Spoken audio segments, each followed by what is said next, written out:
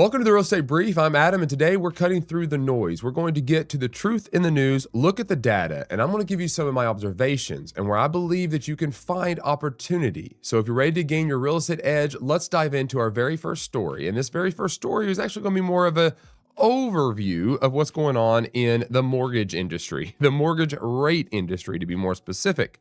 So let me share my screen. Sorry for those that are on TikTok. I try to do this, and you know what? I might even, I probably shouldn't, because it seems like they always try to knock me out. So I might need to pass. But if you're on TikTok, I will try to reiterate what I am reading and, verbalize it so that way you guys can at least hear it. So let's go ahead and talk about the mortgage rates. Mortgage rates are, if you followed me last week and if you follow the news at all, which I'm sure a lot of you guys have done, being real estate agents, you've heard the real estate news as far as in regards to interest rates. And right now we are sitting just below 6%. So if I was to bring up the Mortgage News Daily app, there you go. Those on TikTok, hopefully I got that lined up right so you guys can see. There we go. We're hovering right at 5.99. And that's where we're trying. They're obviously trying to keep it there. And we're going to talk about why that's kind of significant. There's interesting things happening. I would be surprised if we go too far in one way or the other. I think this is about where they're going to try to stay and hone in. I doubt we're going to see anything crazy. Last week, or let's see, not last Friday, but Friday before is when we hit that below 6% mark. And it was like the first time in like 3 or 4 years, something like that. And we've kind of held. We had a little bit of an uptick this previous week, maybe like to 6.01. But it's hovering right around that 6% rate. And that's just something to pay attention to. And I'm going to jump into this very next point. And this is still an article by Mortgage News Daily that they wrote. And it says mortgage rates end weak at best levels. Now, the reason why I'm kind of singling this out is because it can get so repetitive. And it says this is like it can get so repetitive as talking about, oh, it's the first time it's dipped below 6% in so many years. This is great. And that's what this article gets to. It says, at this point, it is getting a bit repetitive to bring up the lowest rates in more than 3 years, something that was officially the case twice this week. If we give rates credit for stably holding these long-term lows, and we should, then every day this week has been the best in more than 3 years. So in other words, we're saying like, hey, every day that goes by that we're close to that 6% or below it, it's the best we've had in 3 years. All right, so that's consumer confidence that's being built. That's consumer confidence. And so it goes on, it says, here is the specific record. At no other time in the history of our rate index have rates begun a week at long-term lows and experienced so little volatility. There was a somewhat similar stretch of 4 days in March of 2019. But rates had only hit a 2-year low at that time. On average, when rates hit the lowest levels in more than a year, the next 4 business days see a range of 0.7 to 0.8. That makes this week's 0.1 change range truly special. Okay, so it's kind of nuanced to some degree. It's not like this great big headline article.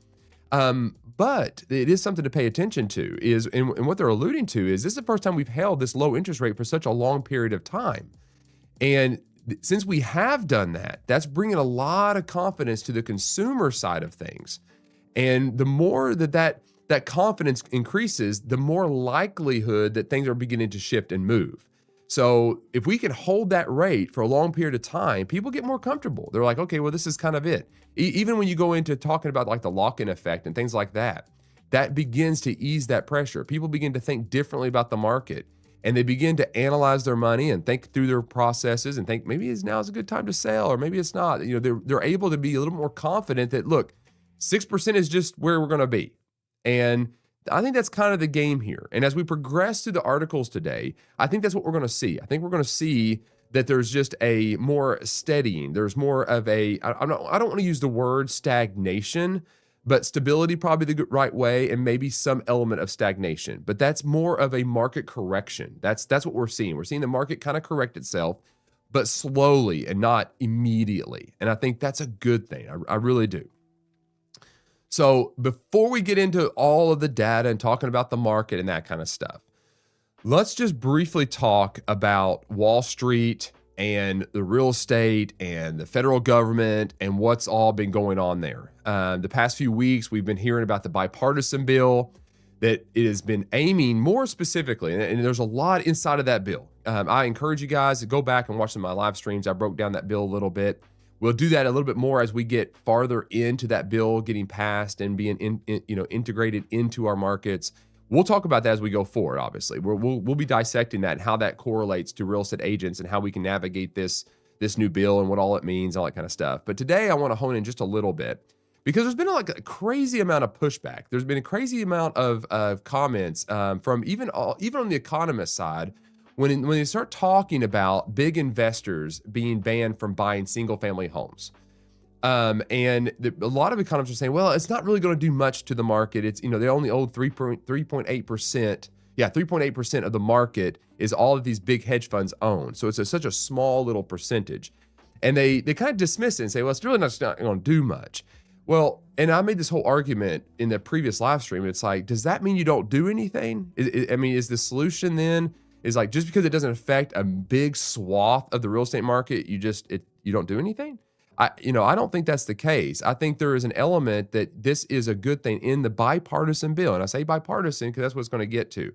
So this is going to move the needle. It's a slight change, but it is going to move the needle. And it's going to move the needle in the areas that have been affected the most by this. And there are a couple areas in our country that have been affected by hedge funds coming in and buying big swaths of residential properties up. So it's worth us stopping just for a second, reading through some of this information, and then being sure we're aware about where this affects and how we can navigate this. So let's jump into this real quick. It's not a very long article, so just bear with me. It says, bipartisan bill aims to block big investors from buying single-family homes. A bipartisan duo, Republican Senator Josh Hawley and Democratic Senator Jeff Merkley, is teaming up on legislation that would ban large investment firms from snapping up single-family homes, a measure they say is aimed at the country's housing affordability crunch. Again, let's just keep in mind, we're not talking about a huge amount of percentages, but it is something. The bill is set to be introduced on Thursday. This would have been last week, 2 days after President Trump urged lawmakers in his State of the Union address to put limits on institutional investors buying houses. It will be the first new piece of proposed legislation on the issue since Mr. Trump's speech, though Merkley and over a dozen Democrats introduced a different bill on the same topic earlier this week.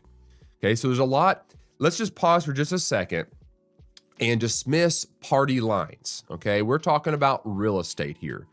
And when you get down to real estate, what we have to pay attention to and even applaud is that there are both sides of the party are coming together and realizing and knowing that they need to have these discussions, that there is a problem in our country with affordability of housing. And they're doing things and they're having the discussions and they're proposing bills to address that. We need to applaud that. This is not about politics. This is about our country. This is about home ownership. This is about the American dream. And this I have to applaud and say, good job, two parties coming together to try to figure out and wrestle with this. This is a good thing. I would love to see more of this on many other topics. That would be great. More discussion doesn't mean we agree on everything, but more discussion and working together and trying to come up with solutions. Man, what a good thing, right? What a good thing. And I love that real estate is having this moment where there is a meeting of the minds happening. It makes me have hope for the country and seeing that, hey, look, we might disagree on a lot of things, but there are some things that we can fundamentally agree on. And I like that we're talking about real estate and it's doing that. So that's another reason I want to talk about this article. I want to just focus there because we hear a lot of negative about government and politics and all that kind of stuff. We do need to pay attention when it's good and listen to it and applaud when it's good. All right, it says the legislation known as the Homes for American Families Act would amend the landmark Sherman Antitrust Act of 1890 to make it illegal for investment funds with over $150 million in assets to buy single-family homes, condominiums, or townhouses. It doesn't apply to home builders that are constructing units for sale. So there's a little caveat there. And we've also got a very, extensive amount of a portfolio, right? $150 million in assets. So these are large companies We need to get out of our minds. We're talking about investors in your town buying up 4, 5, 6, 7 rentals and landlords, that kind of stuff. It's not what we're talking about here. We are talking about very large, deep-pocketed financial institutions coming in and buying properties.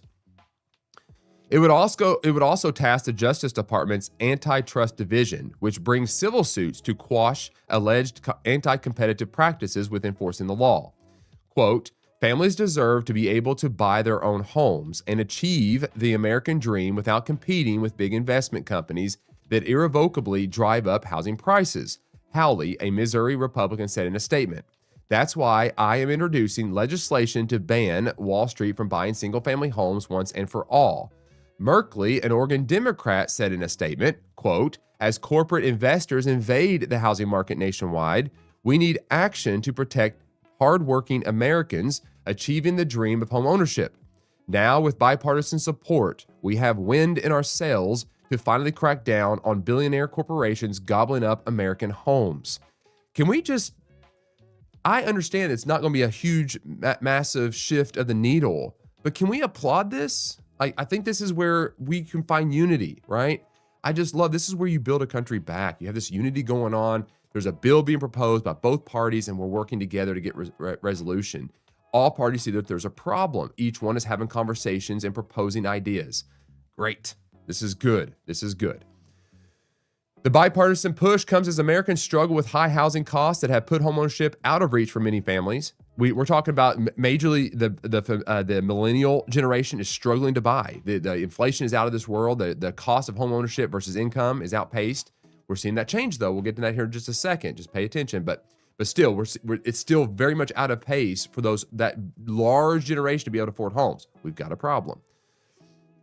Federal Reserve data shows that home buyers need to earn 43% more than the median worker to be able to afford a typical home. And a CBS News poll from earlier this month found that 83% of Americans say it's harder to buy a house than it was in previous generations.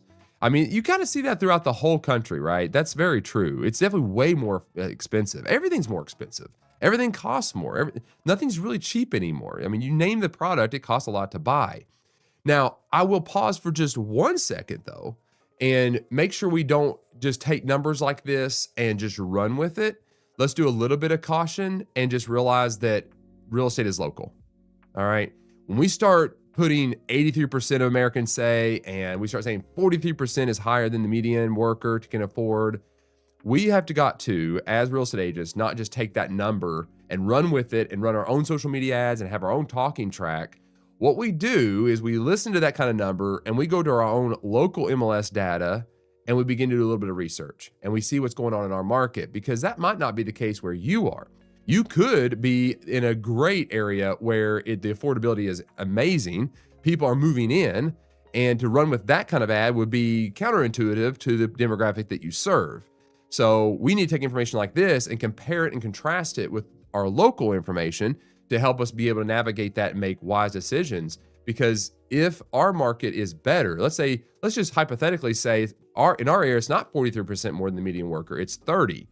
If that's the case, then we are an area that we would want to market to the areas that are 43 to come to and live, right? So we build a referral business out of that. So we just got to think through the data. We don't just read it and just say, well, this is what it is. We need to pause and how do we correlate this into the local issues, right? It says large institutional investors own, and this is where I said 3.8% of all single-family rental homes nationwide. Okay, very small percentage. Those large institutions only own 3.8%.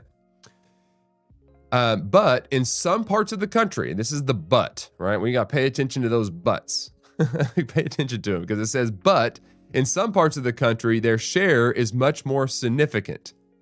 Large investors, and this is huge, guys. Look at this. Large investors own more than 28% of single-family rentals in the Atlanta area and 20% in the Charlotte area.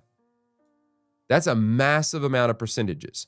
So you just think about that. If you're a buyer in that area, if you're a buyer in Atlanta and there's 28% are being bought out by these big hedge funds, that's major competition. When you go to make an offer on a house, the chances of an institution coming in and making a full cash offer probably higher than yours is pretty significant. 28%. That's pretty high. So really, that's a big thing. That affects those cities. That affects those people living in those cities. So again, do we do nothing? Is that the solution? Do nothing because it doesn't help a huge percentage, only 3.8, right? Yeah. Many experts believe the affordability problem is driven primarily by nationwide shortage of housing, with construction of new homes collapsing ahead of the 2008 financial crisis and never fully recovering. That's true. I mean, we have that as an issue.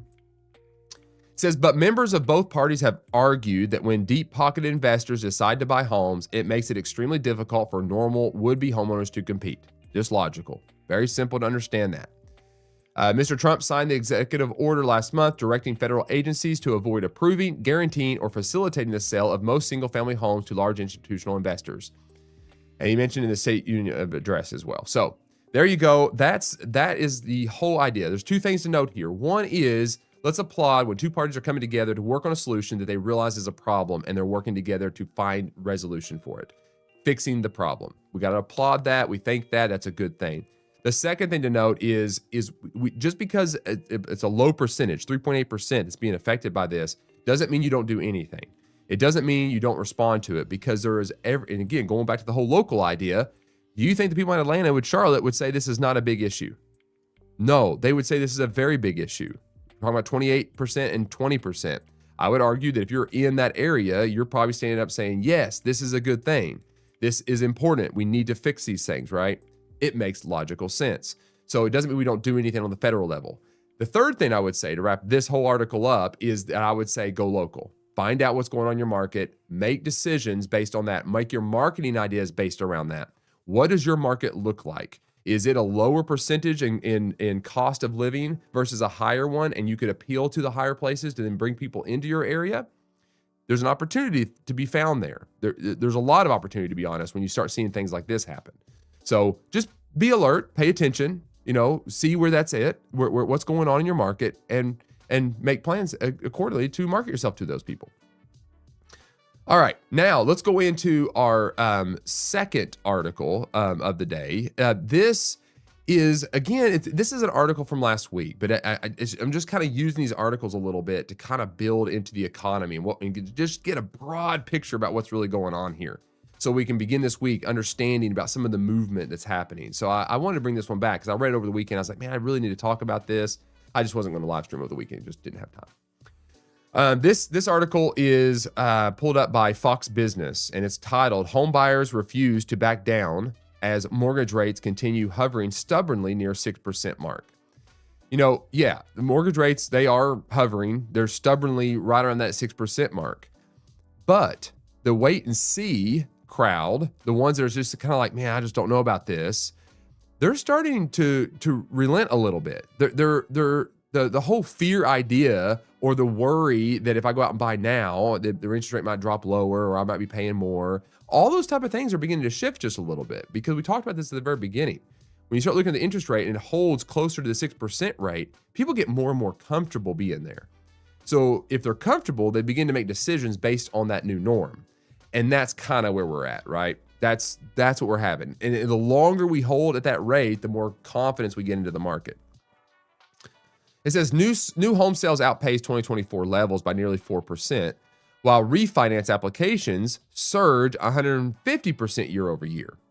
It's something to note there. That tells you a story. That tells you that the lock-in effect, I keep mentioning this, that it's just going to get less and less of an issue, because you've got more and more people with a much higher interest rate than 6. You've got some that's 7.5 even out there. And that's why you see a big surge of refinance. If you can refinance and save a whole entire percentage point, then you're going to do it. It's a cost benefit for you. So you're going to refinance. So you see a resurgence of refinancing going on. It says, despite mortgage rates just dipping below 6% mark, American home buyers aren't retreating just yet. It says, while high mortgage rates have historically chilled demand, the latest data reveals a defiant consumer base. New home sales remain higher than a year ago levels, and a massive surge in refinancing suggests homeowners are pouncing on any slight dip in borrowing costs. So that pent-up demand, right? It's breaking just a little bit. It's breaking just slightly. It says recent data from the Census Bureau reveals that while new home sales dipped slightly by 1.7% in December, the market remains surprisingly resilient, with annual sales outpacing 2024 levels by nearly 4%. It is kind of fascinating. I was talking about this yesterday with my brother-in-law. We were talking about the market, and we were talking about, housing and what was going on, and what does the market look like, and that kind of stuff. And we really start talking about it. Like when you look at this disparaging ability of affordability, and you would think that when you have a large demographic of people that can't afford a house, like you focus in on the millennial type generation and Gen X, is that the one after that? They have a hard time affording it because the income doesn't justify the price, right? So there's this big gap. You would think that would cause pricing of home to begin to go way down. You would think that would trigger a price cut in the homes, but yet we don't see that. We see this weird holding pattern. Maybe it's dipped a little bit in certain regions and a little bit of adjustment here and there, but nothing crazy drastic. Then you have the baby boomers, those that live in a house, really cash heavy, have a huge amount of equity, are beginning to sell and downsize and roll their money over into something else, so it's still moving property. So you have a large baby boomer generation that is locked in, but then easing up on that. Then you have the millennials that are kind of buying, but having a hard time to afford to buy, but yet you have prices holding steady. It's a fascinating market when you get down to it. It's like, when I'm asked, well, how's the market? I was like, well, kind of confusing actually. Because the metrics you would normally say would cause a price to go down, supply and demand, this kind of stuff, we see more of a stagnation going on, more of a stabilizing, but very small changes, micro changes one way or the other. And it's very fascinating to kind of stay inside of this data and just kind of analyze this and, kind of make some projections off it is difficult. It's like, where are we going to go with this? I don't know. All right, quote, the growth in mortgage demand reflects the gradual erosion of the lock-in effect, which began in early 2022 with the Fed pivoting to higher interest rates. Rising inventory in many markets has brought more choices to consumers and slowed home price growth. Street Matrix real estate analyst Jonathan Miller told Fox News Digital. Quote, while many potential homebuyers are still hoping for mortgage rates to fall sharply, he continued, there is a growing recognition that they won't return to the rock bottom levels coming out of the pandemic and that home prices are only getting higher. And this is the thing, is that interest rate is the linchpin. First of all, it's not going to go much lower. This is going to be the new norm. They can't risk dropping that interest rate really low. All that's going to do is inflate the home prices again. That doesn't fix the disparaging of affordability for that demographic at all. It makes it way worse. It exasperates the whole thing. So they can't do that. So they're going to hold really steady, let that confidence build up to that moment. So you then move more people into the market. And then we're seeing just a 2.4% year over year increase in inflation. So it's marginal. It's marginal. Very, very fascinating again. Goes on, the existing home market remains constrained by the lock-in effect, with many owners unwilling to trade a 3% mortgage for a 6% one. Palm Beach-based RWB construction management Robert Brokerage chimed in. So while both markets are supply limited, new construction has been more agile and stimulating demand. And this is kind of the opportunity for new builds because you have a little bit more luxury in your buy downs and creative financing you can do, paying closing costs, that kind of stuff to drive buyers into your homes. So we'll get into this too, but that's kind of why there's some predictions about the market increasing as far as inventory goes for new construction. Because we build exclusively for end users, not as a spec developer, our pipeline looks very different from what you see in the national new home sales data, Brokerage noted. When a custom home starts, it's typically tied to a committed client who has already secured financing or is paying cash. That removes a lot of the speculative risk from the equation. So even if new home sales tick down nationally, that doesn't necessarily translate into excess inventory in the true custom segment. These homes aren't sitting on the market waiting for a buyer. They're being delivered to one. So that's a good point. And not to labor this article too much, but I just wanted to kind of stage the ground here. We got this, all these little slight moving parts, nothing crazy drastic going on. The interest rate is a factor, but it's not the only factor. Affordability is a factor. It's not the only factor. Income is a factor. It's not the only factor. There's like all these little pieces that are moving and slightly changes here and there that is bringing more of a stability to the market. But what we're not seeing is anything crazy. And when you read these articles, that's the beautiful thing. Take it from somebody who's been doing this for a long time. It's like, I actually appreciate this kind of market. It's a little more predictable to some degree. It's a little bit more at ease. It's a little bit more resting, and it doesn't seem so volatile. And That kind of stuff really helps the demographics get out there and start buying, right? So what would I do as far as these type of stuff goes? I would be engaging with lenders. And I talk about this all the time, is I would be talking to the lenders that I recommend, have a conversation with them for 2 to 3 minutes, whatever, just asking them about what they're seeing in the mortgage interest rates and how that's driving up refinances, how many buyer qualifications are they doing, having conversations in your local area with current lenders that you work with, and just asking them about their data. What do they see going on? Do they offer buy downs? Do they offer any kind of incentives to get people to use them? Like building your list of that would help a consumer that's wanting to buy a home be more affordable. Like what are some of these things these lenders are offering to help those buyers along, right? And I would with given the makeup of all these things, when you got a lower interest rate with hovering right around 6%, you've got income slightly increasing, you got affordability not really jumping up too crazy. What does it look like to wait? Like if you could run the numbers for your clients and see what the cost of waiting would be and do an analysis for them and show them the cost of waiting, they might be more apt to buy. So take your time to kind of get into the numbers and break that kind of stuff down to help those people along to be able to buy, right? There's a lot of creative financing out there. Doesn't mean it's the best for everybody, but it's very important for us to know what those are, right? It really does. And again, I would go back, and I say this all the time too, is I would go back into your database, go back into the 2024s-ish, the people that were not looking to buy when the interest rate was like 2.3 or 2.5 or whatever it was. They were looking, it was like 7.5, and they just could not afford a home. Go back and re-engage those paused leads. Like go back and look at them. I tell all my agents, never delete a lead. Don't ever delete a lead, because just because a buyer did not buy then doesn't mean they won't buy in the future market. And they might not have been able to afford it in the previous market, but now where we're sitting, it might be that's the perfect candidate to be able to afford it now. And it's worth going back and revisiting that. So don't ever delete leads. Just don't do it. Okay. I got one more article talking about the economy. This is actually where I was wanting to get to, kind of building the whole thing, building a big perspective about the market and where we're heading and what it looks like, to now hone in a little bit. We got a pretty clear understanding. So we're going to get a little bit more into some of the data and talk about what the economists their projections for 2026 are. So let's talk about this. And this article is, and I've never looked at this company. It's Norada Real Estate Investments. So noradarealestate.com. I don't really know anything about them, but it popped up in my feed, and I thought I'd do it. And this came out March 1st by Marco Santarelli. So what we're going to see here is some early projections. And what these early projections you're going to see is they're looking and kind of making a statement of almost like a strong rebound of some kind. Now, maybe I need to rephrase my word strong. Rebound would be the right word to use, but I'm going to use strong rebound in the sense by looking back in the 4 to 5 years that this is a strong rebound compared to what we have seen, and especially what we have seen in last year's numbers. So that's where I'm going to use that word. Now, a lot of the hype is going to be focused on kind of a future boom.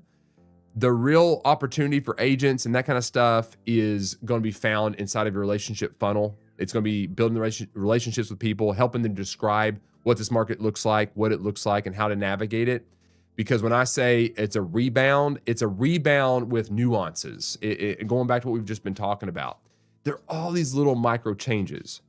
And so when we're asked how the market is, it's just not easy to say it's a buyer's market, it's a seller's market. It doesn't work anymore.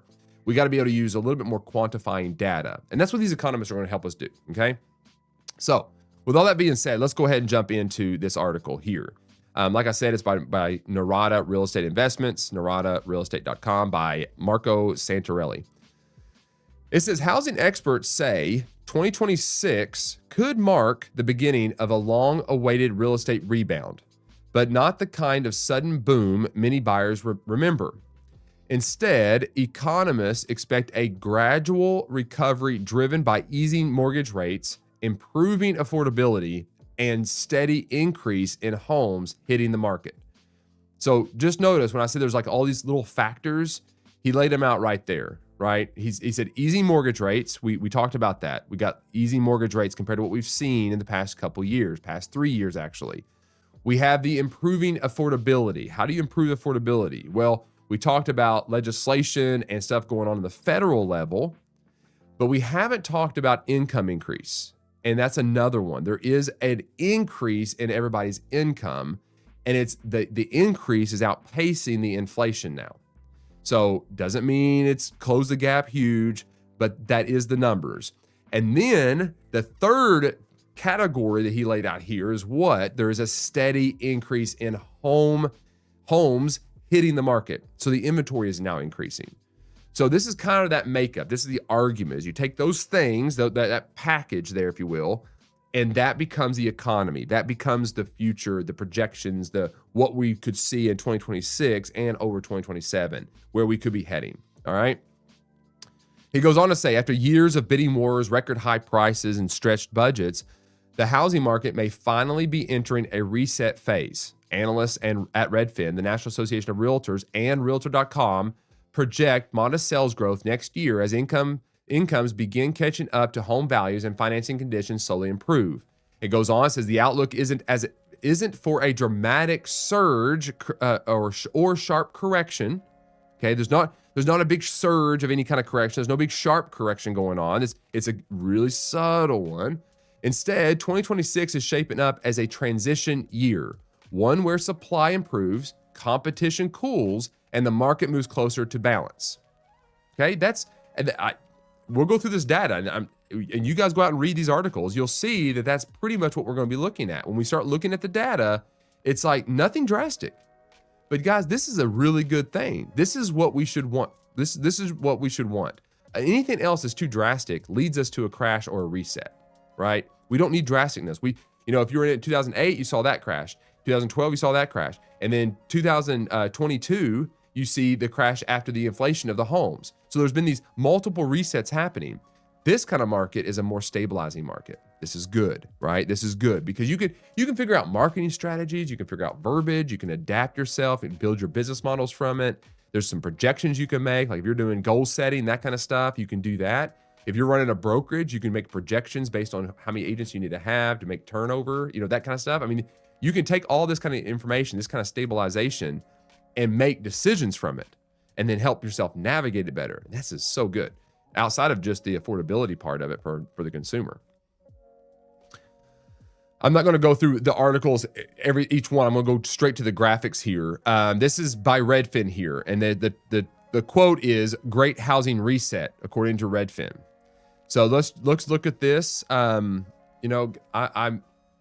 TikTok. I'm sorry. I want to be able to showcase some of these numbers for you, so I'm going to read them out loud. You guys just pay attention. Is all I can say.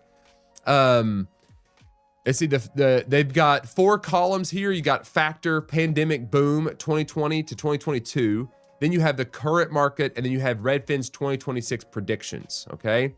So as I go through this, I'll read them out loud. So the factor that Redfin is talking about is home price growth. What happened in the pandemic boom, 2020 to 2022, for home price growth? Anybody know? Yeah, rapid double-digit gains. Right? We saw massive, the inflation month over month was sometimes in the double digits. Okay, so that inflation was massively fast. So what did we see in 2025 for home price growth? Slowing, 2.9% year over year. So we saw a drop of 2.9%. What is Redfin's predictions for 2026 for home price growth? It says wages outpace prices, modest relief. So an adjustment, slowly catching up. Income is going up, and inflation is not going too much higher than that. The income is outpacing inflation. So that affordability gap is closing in. Okay, so a modest relief. Now we get to mortgage rates. Again, first category, pandemic boom. Mortgage rates, record lows, 2.65 was the average. Current in 2025 or now hits right at 6%. Redfin's 2026 predictions, slight easing, still above 6%. Why slight easing? Well, adjustment. People are getting used to that. They're adjusting to the idea that 6% is the new 2.65. Okay. What is the factor? Buyer demand. Pandemic boom. Surging migration. Investors. Major things going on. Buyer demand pulling in. Right? What about currently or 2025? We saw a cooling of the buyer demand. A little bit of cooling going on. Redfin's predictions for 2026. Gradual recovery, more balanced between buyer and seller. Market sentiment, okay? What was the market feeling, right? Pandemic was FOMO, fear of missing out, and bidding wars. That was the pandemic. Currently, we maybe coming out of this a little bit more, but 2025 was cautious. I don't know. Is their interest going to go low, or I'm locked in? Should I actually buy now? And I'm analyzing all the numbers, and I'm listening to the media, and there's caution in the atmosphere. Redfin's prediction, great housing reset mindset. The verbiage that we're even talking about now is going to get into the minds of the consumer like, okay, this is probably the new norm. Not much is going to change. Every month that goes by, I lose more equity. Probably need to buy. Last category for the factor is affordability. Pandemic boom was declining rapidly. In other words, that because homes were outpacing the value. So what happened? Well, little by little, it eroded the buyer market from being able to afford the homes during the inflation. So declining rapidly. What about currently or 2025? They said the affordability was strained. You had this big affordability gap. You had the baby boomers pretty much could do anything they wanted to, but they were locked into a lower interest rate. You had the millennials and Gen X that just didn't have enough money to afford the inflation of all the homes. So it was strained. What do we see as far as the prediction in 2026? We see beginning to improve. Talking about all this kind of stuff, right? All right, let's go down to a strong rebound predicted by NAR, National Association of Realtors. This is their chief economist, Dr. Lawrence Yun. He's predicting a 14% jump in existing home sales in 2026. It says NAR also expects new home sales to grow by 5%. So let's go down and see what Dr. Lawrence Yun and his team is predicting for NAR. So what is NAR's projections for the 2026 housing market? Here's their factor. Then they don't have the big boom of the 2020s and 2022s. The top bar is going to say factors. We're going to go through those factors. We have the 2025 current factor. We have the 2025 current state. We have the 2026 forecast by NAR. And then we have the change percentages or what the projection is from 2025 to today. So factor, existing home sales, 2025 current was 4 million annually. 2026 forecast NAR was 4.6 approximately. So we see an increase, and they say a change of about 14%. So their projection is that we're going to increase our annual existing home sales by 14% this year. So we see an uptick. New home sales in 2025 was flat, not much changing there. 2026 forecast is increasing. That's a 5% change over the past year. Mortgage rates average in 2025 around 6.6. Now they project it's going to average 6.6, which means the change will be a decreasing change. The more confidence, the mortgage rates will have decreased. People get more comfortable. They settle in. They start buying more. Home prices, 2025 was year over year at 2.9%. Their projection for forecast is plus 4% year over year. So they're going to see an increase in home prices. Change from 2025 is modest growth. This is the difference. And you can go and pull the National Association of Realtors reports. You can see their job growth reports, and they broke that all down in percentages and region and all that kind of stuff. I encourage you guys to go do that. I'm not going to do that here. But the next factor is job growth. 2025 current says slowing. 2026 forecast is 1.3 million more jobs. And then they predict a strong recovery on the job market. 2025 current idea, or the factor being market sentiment, was in 2025 stagnation. I'm just stagnant, wait and see what's going to happen. I don't know. To 2026 forecast being rebound opportunity. Rebound opportunity. And that window of opportunity could diminish depending on what happens. If you go back and you look at home prices, let's just make the argument. Let's say Dr. Lawrence Yun and his team is correct here. We have home prices increasing 4% year over year, which is almost, it's in a whole entire percentage point higher than it was the previous year. So home prices are accelerating. The market sentiment, he's saying, is a rebound and opportunity. So if this is the case, every month that goes by, the home becomes more affordable, more difficult to afford. So the opportunity is now. The rebound is now. The affordability is now. His change for 2025 is a positive shift. All right. Now, the final economist, the final group in this article that's talking about what the market's going to do is Realtor.com. And it says a steadier, more balanced market. Now, why am I doing this? Why is this guy? Why are these people writing this article? It's because we don't just read one article and come to the conclusion about what's going on. We read across the tabs. We find multiple sources. We read through that. And that's what he's done. He's put all these people's opinions, all these economists into under one roof and give us an idea, each one giving a projection. Again, go back to local, find out what's going on, but paying attention about what these things are saying helps us to be able to answer the question, how's the market? All right, Realtor.com, the factor, the 2025 current, 2026 forecast, and then key changes. Okay, that's the top bar. Mortgage rates, we already covered that, 6.6 average. Their 2026 forecast is they're way more on the higher side. They project that 2026 is going to average 6.3%. Key change is ease and affordability. Home prices, they have the exact same data that NAR had, except for the year-over-year growth is way more conservative at 2.2%. They're predicting that home prices are actually going to decrease in the percentage year-over-year inflation. Okay, so it's just an interesting thing to note. Stable, modest growth. Then the next factor is existing home sales, 4.06 million. They're saying it's only going to go up 4.13, which is a 1.7% modest gain.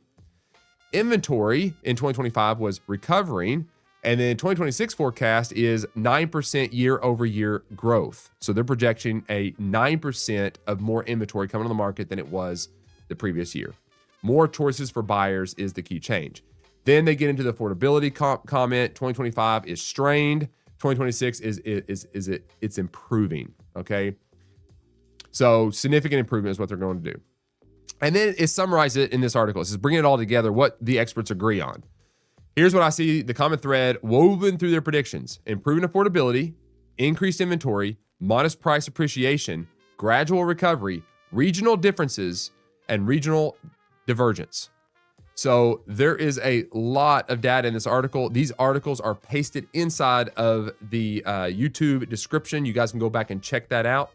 I encourage you to go through this and read this data. I will not be breaking down every single thing on here, but you get the idea. You see what these economists are saying. I love this article because it takes it all and just kind of puts it together. And then he does give kind of his opinion. He gives his assumption over reading all this data and kind of tailors it into his own graph. So for time's sake, we're going to skip that.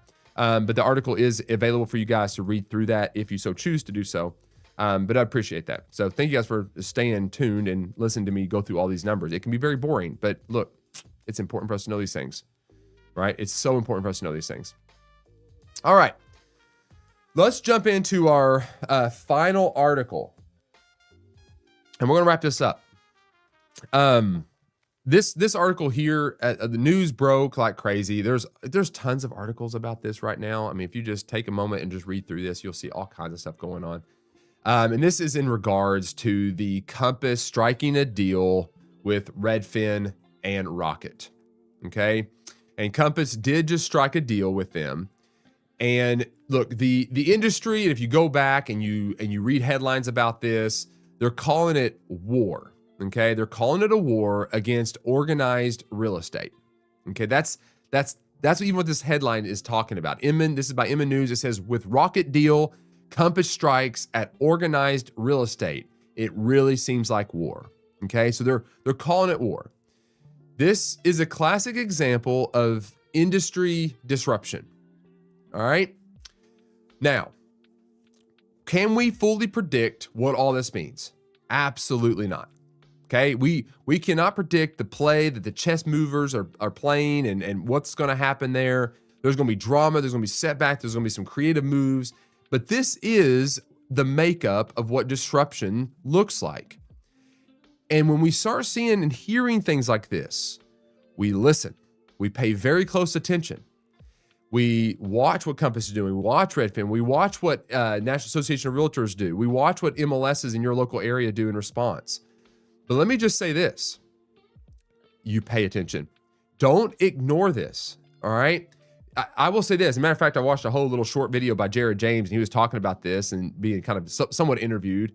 Was asked, like, you've had 24 hours to think about this. What's your opinion? And he just began to kind of talk. He said, look, where does this go? I don't know. But I'll tell you one thing, though, is if you're not with a company that is involved with Compass or anything else, you got to do something. There's got to be some kind of response, because this move is leveraged into that side of things.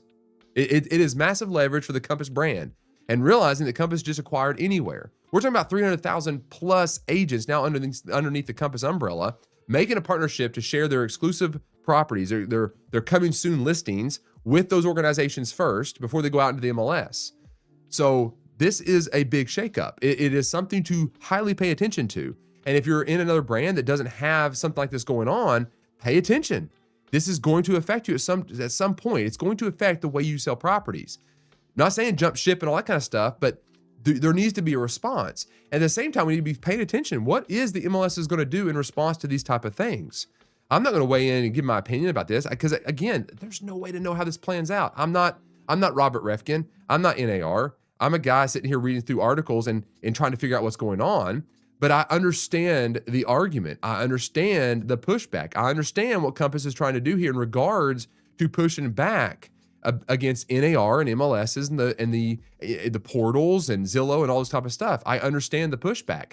And let me tell you this, I've spoken to agents outside of all these brands, and they understand this too. They know what's going on. It's a love-hate relationship with Zillow, right? It's a love-hate relationship with a lot of industries.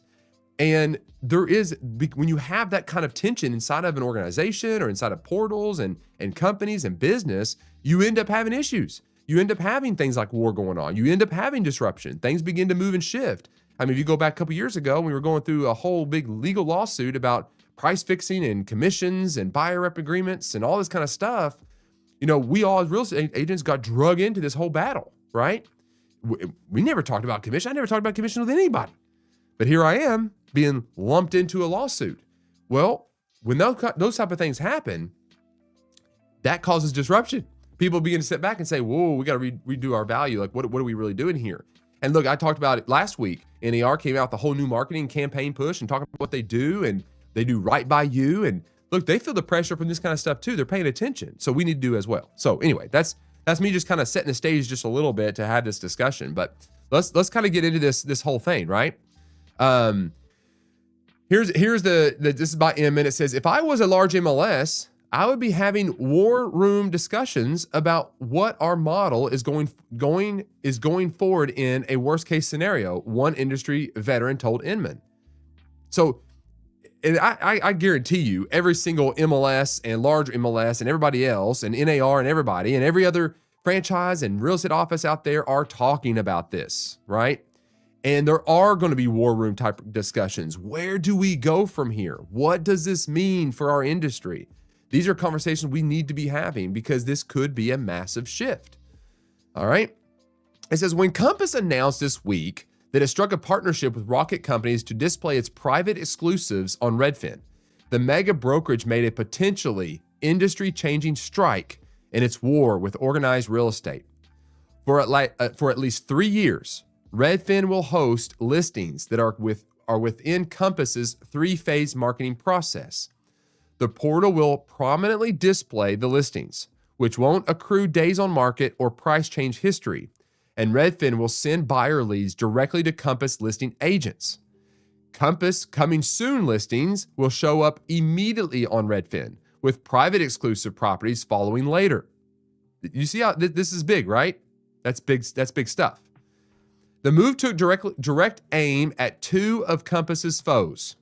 Okay, and Compass has been waging war against them because, again, like I just said, drug into a big lawsuit, drug into the MLS putting heavy regulation and finding their own agent base and doing these type of police state type mentalities and maybe getting misaligned on the value that they really should be providing to their realtor. Now, I will pause for just a second. I think NAR is doing a great job as far as cleaning up some of this stuff. I think a lot of their talk, the new president has got great verbiage. I'm not anti-NAR. I think there's a lot of things they need to be doing to kind of clean up the stuff. I think that's just a good thing for any organization to do. I think that's a good thing. And this type of stuff, this type of disruption causes people to step back and self-reflect. Again, I think this is all good. But at the same time, you should expect this. If you're going to do certain things, you should expect a counterplay. You know, Zillow doing what they did and saying that if you go private with your properties, that we're not going to allow you to ever market your home on our website at all. Well, if you're going to make that position, you're forcing companies like Compass, Robert Redfin, to say, well, that's not fair. This is America. This is a capitalist country, right? Like, that's not fair. What makes you think you can dictate what I do with my company? So if you're going to take a position one way or the other, you should expect some push, right? It's just going to happen. The move took direct aim at two companies' foes. The multiple listing services that enforce policies Compass sees as restrictive to agents, and Zillow, the leading search portal that enacted its own rules that sought to limit Compass's preferred marketing approach. It also set the industry up for an existential moment, one that will likely lead to a ripple effect of competing brokerages mapping out their own path forward, and which threatens the future of the MLS itself, industry experts told Inman. Do you see how we need to pay attention? Where does this land? This is a very deep conversation. We can't make all these predictions and stuff, but we do need to be paying attention because this could go in many different directions. Compass CEO Robert Redfin is drawing his line in the sand. He's lining up his arsenal and he's saying, get with the program or we're pulling out. Get with us or you're against us. Acme Real Estate CEO Courtney Polis told Inman, it really seems like war. The partnership is particularly significant for the MLS itself, Polis said. It says, quote, welcome to the beginning of the end of the MLS. Bold statement there. This is it. This is what it looks like, Polis said. They're making a deal around the MLS. Yep.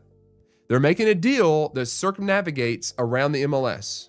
Now you're going to have Compass and Anywhere and all the holdings of, all the big franchises out there. Now Redfin, Rocket Mortgage, all these kind of stuff. We have exclusivity going on where you have a listing with these companies and they're going to get primary focus on these big, large platforms that have followings, right? So big shifts. Compass had long been critical of certain industry rules, including the National Association of Realtors' Clear Cooperation Policy, a policy requiring agents to put listings into the MLS within a day that marketing begins. At the same time, the brokerage has worked to build a broad network of listings that were only available to consumers through Compass agents. Now look, you can go back to a few of my other live streams and I talked about this whole coming soon argument. There's arguments to be had on both sides. There's pros and cons. I still land on the side as real estate agents when we're going to meet with people. We talk pros and cons to them. We'd be very transparent. The best play is to put your home in front of as many people as possible. That is a good marketing strategy. But at the same time, there's also a strategy to be played for a coming soon type idea. And there's a marketing angle to do just that. And there are case-by-case basis where that makes sense for the seller. And just to say you can't do that because we're an organization that says you can't takes that choice away from the seller and even an independent brokerage is choosing to be part of association. So that's the point of tension that we're at right now. Over time, that network became a competitive threat to other brokerages, with some subsequently rolling out their own exclusive listing networks. But the proliferation of those, pay attention to buts, right? I keep saying that. Those buts mean everything. But the proliferation of those networks also pose a threat to Zillow, which relies on the listings to attract consumers, generate leads, and earn revenue. As a result, last April, the portal announced it would ban any listing that was publicly marketed for more than a day without being made available to Zillow. So when you start talking about Compass and their play, and you start saying, well, they're declaring war, well, that goes both ways. Zillow kind of made a statement too, right? And of course, look, there's a pro and con for Zillow saying that. The pro to them and their argument is look, by you not putting that in there, you skew the data. Okay, you don't make it transparent. They don't know what the price drops and stuff are. Okay, and that's where Zillow's honed in. This is our righteous, this is where we're going to land. This is how important it is. We really value data. We really need the data. And there's an argument there. But that's not the whole entire story. The whole entire story is they need listings on their portal for it to actually work. For them to actually make money, they need all the listings. So you got to look at both. Okay, yeah, you're fair. I'll give you that. Yeah, you need the data. The data is very important. But at the same time, it's not altruistic. You still benefit. You still gain something. So again, who declared war? It's just war. This is where we're at. All right, Redfin quickly announced that it would enact and enforce a similar policy. I remember this, but it later decided to pause its ban indefinitely, citing a change of heart after it was acquired by Rocket Companies. After Zillow moved forward with its ban, Compass sued the portal in an effort to stop it from enforcing its rule. though an early ruling in the case showed that Compass faces a steep hill in the legal fight. Some MLSs, meanwhile, have their own rules, regulations, and potential fines that also restrict Compass agents from marketing properties in a way that the brokerage prefers. Now, pay attention to this too, is if you're in a local area, you need to read the rules of your local association. If you are a realtor, it doesn't mean you get to do whatever you want. You are part of that association. They have rules. Don't go out there and violate those rules just because of a company telling you should do this. That's not the right way to handle that. You still are part of that. But this shakeup could cause a lot of that to change. So we just need to be paying attention. With this new partnership, however, Compass effectively undercut Zillow and the MLSs by securing a way to publicly market its exclusive listings to tens of millions of visitors each month. It's uncertain what Zillow is going to do, but one would think they have to do something here and not just let this play out. Industry veteran Russ Cafano told Inman, if they let it play out and it's successful for Compass, they may win their lawsuit, which is the battle, but lose the war. Okay? After acquiring Anywhere Real Estate, Compass effectively created a behemoth of about 340,000 agents who handle a significant share of all real estate listings. That merger, which still faces scrutiny from some lawmakers and closed months faster than expected, allowed Compass to move forward with the rocket partnership, Cafano argued. None of this would have been possible without the Compass Anywhere merger. As we see in the other industries, where there is a scale and market power, in this case, market power over listings, it's clear the key asset can reform an industry. I know that Zillow is clearly going to figure out what the response is here. I'm sure big brokerage companies are going to evaluate what their play is here because they've got a recruiting issue against Compass. If I was a large MLS, I would be having war room discussions about what our model is going forward in a worst case scenario. Cafano said he expects brokerages and competing portals to have conversations about potential partnerships of their own. So now we're going to start seeing all kinds of different kind of partnerships probably pop up with portals and other brokerages and franchises and corporations, all that kind of stuff happening, right? Asked about the situation, Zillow said in a statement to Inman that it is the most comprehensive platform available. The portal also said that it was focused on executing our strategy, investing in innovation, and delivering long-term value. Basically, they don't have a response yet. That's what it says to me. I mean, we're just going to do our value proposition statement until we figure out what we're going to do about this. That's what that says. In a housing market already facing significant affordability challenges, approaches that limit broad listing visibility, reduce transparency, constrain resale inventory access, and fragment the marketplace. All right. Anyway, you get the idea. You get the idea. There is a big shift happening. We're paying attention. It's the very beginning of that. We don't know how this will exactly play out, but we do know that there is a major power play taking place right now. Okay. And it's one we've not seen in our industry probably ever. And there's going to be, if you want to use the word war, there's going to be this kind of disruption. It's coming. Where does it land? I don't know, right? But it's very fascinating. It's something to pay very close attention to. Now, what I would say is we can get caught in all this drama. We do need to pay attention and listen, but remember that we are still local. We need to, in spite of all the noise, we need to take advantage and pay attention about what's going on. Yeah, we do. But we need to make sure we define exactly what we provide over any portal, over any war that's going on, any technology. We got to get down to our value proposition, because what I do know is real estate agents are so resilient in every type of change like this. They will come out shining. They will figure out a way to get through this and be an amazing on the other end and so relevant. And I do see a lot of glimmer of hope in all of this. I see NAR paying attention. I see MLSs and associations paying attention. They have to do something. And I think when you have this kind of disruption, I think in the end, we all kind of win to some degree, right? I think there's a play here where everybody kind of wins, and there's a little bit of a balancing going on in the market.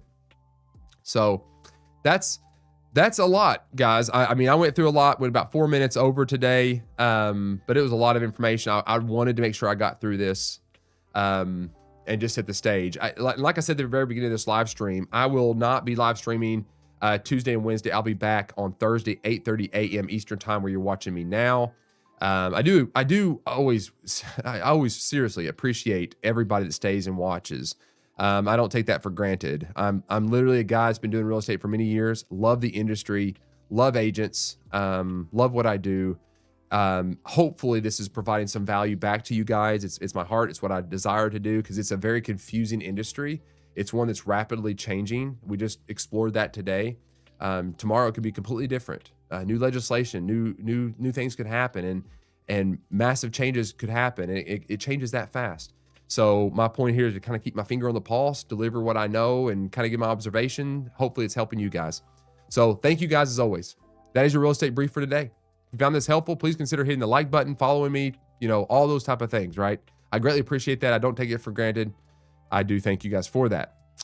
And in the meantime, have an amazing day. Sell a lot of real estate, navigate this industry like professionals that you are, serve people extremely well. There's always so much more I could be talking about, but I got to go get to work.